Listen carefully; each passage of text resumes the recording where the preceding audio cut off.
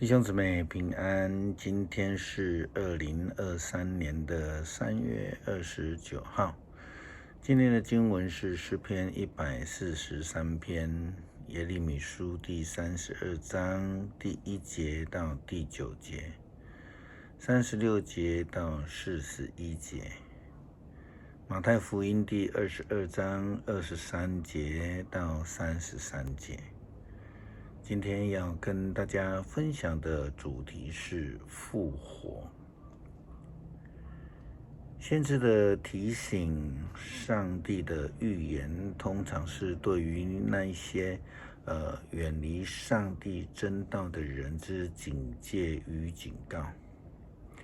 也因为如此，有些人就不喜欢听。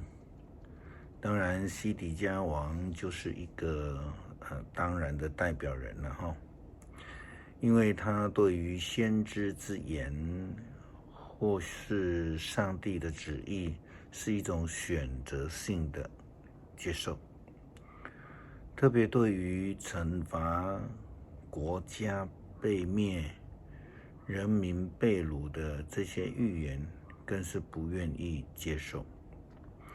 因此，西底家将先知耶利米抓起来，就下在监狱里面。这种将上帝的仆人关起来的作为，他的目的是什么呢？是想要让先知降服在他的威权，然后改变上帝的先知的预言。我们相信一位忠心上帝的仆人是不会如此做的啦。难道他想要借此来改变上帝的心意，借此来要挟上帝吗？或许应该改变的是自己，来相信上帝的仆人，来跟随上帝真理的道路。可惜西底家王他坚持走自己违抗上帝道路的做法，乃至于将整个国家带入了灭亡的道路了。保罗告诉我们，没有死亡就没有复活，因为耶稣基督就是如此来面对人的罪，因而他替人的罪被钉在十字架上，经历了死亡，并且复活，将复活的救恩赐给了世人。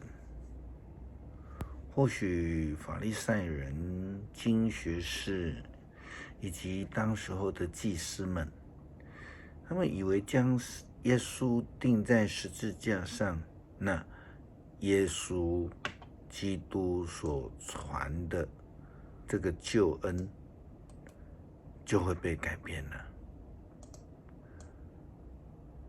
这样的心态其实很像西底家王的心态一样，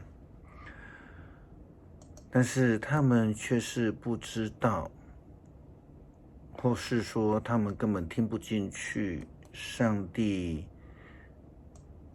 所要赐给他们是一个死而复活的救恩。我们在昨天的读经分享当中也提到了，复活是上帝所赐给我们在属灵上面的新生命，被掳还要再归回，只要我们愿意回转向上帝，决心跟随上帝的脚步。先知耶利米他传递了上帝的旨意，说了不悦耳的预言，但是他自己坚定的相信上帝必要让以色列人经历死亡，就是被掳，以及复活，就是归回这样的应许。因此当有亲人来狱中找他，要出售地产的时候，他就毅然决然的购买了。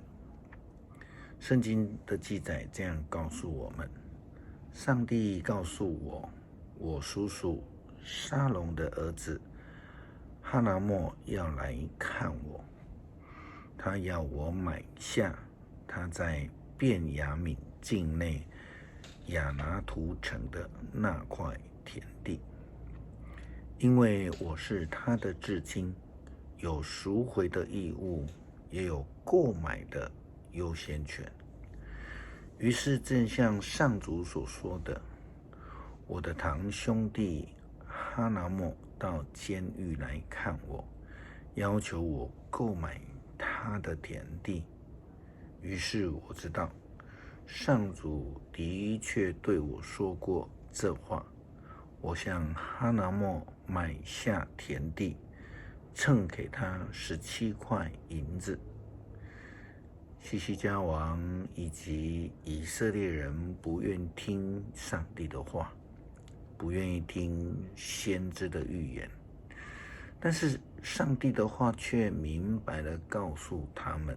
圣经说，上主以色列的上帝这样对我说：耶利米呀，人人都说战争、饥荒和瘟疫将使这城沦陷在巴比伦王手中。现在你留心听我说，我曾经在愤恨盛怒下把我的子民放逐到各国，现在我要从那一些地方把他们集合起来，领他们回来，在此地安居乐业。那时他们要做我的子民，我要做他们的上帝。我要赐给他们专一的心，好终身的敬畏我，为自己和子孙谋求幸福。我要与他们立永远的约，不断的为他们的幸福着想，好使他们专心敬畏我，不再离弃我。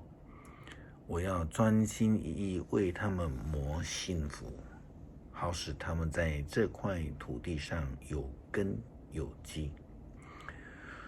复活是上帝非常清楚的应许，但是人们总是坚持以自己固执的想法而拒绝。不但西西家王、以色列人如此，在耶稣时代的撒都该人，他们也拒绝相信。因为自己的传统的关系，所以他们拒绝相信上帝。以人的眼光来看，复活确实是很难理解的。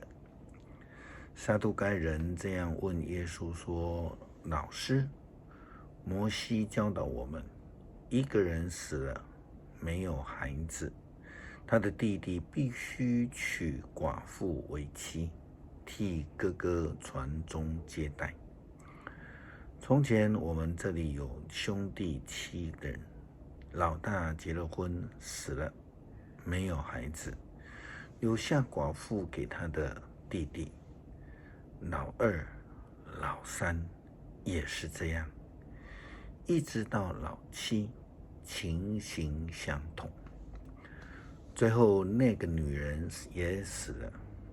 请问，既然他们都娶过她，在复活的日子，她算哪一个人的妻子呢？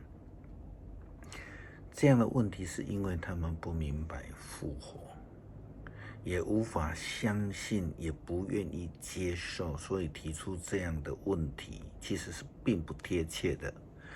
因为呢，天国不像世界的生活。耶稣基督说：你们错了，你们不明白圣经，也不知道上帝的全能。在死人复活的时候，他们要跟天上的天使一样，也不娶也不嫁。关于死人复活的事，你们没有念过上帝告诉你们的话吗？上帝说：我是亚伯拉罕的上帝，是以撒的上帝，是雅各的上帝。这意思是说，上帝是活人的上帝，不是死人的上帝。上帝是活人的上帝，相信他的人就必得到复活的生命，与基督同活，与上帝同住。诗篇143篇。上主啊，求你听我的祷告，求你垂听我的呼求。你信实，求你回答我；你公义，求你抚允我。求你不要审判我，你的仆人，因为在你的面前没有无辜的人。我的仇敌逼迫我，彻底打败我。他把我囚禁在黑暗的牢房里，我像死了许久的人一样。因此我不敢再存希望，我心里悲愁绝望。我追念以往的日子，思念你一切的工作，回忆你所做的事。我向你举手祷告，我渴慕你，像干旱的盼望雨露。上主啊，求你垂听我，我已丧失了一切的希望。求你不要躲开不理我，不然会像陷于死地的人一样。求你使我天天记得你的慈爱，因为我信靠你。求你指示我该走的路，因为我仰望你。上主啊，我向你寻求庇护，求你救我脱离我的仇敌。你是我的上帝，求你教导我遵行你的旨意。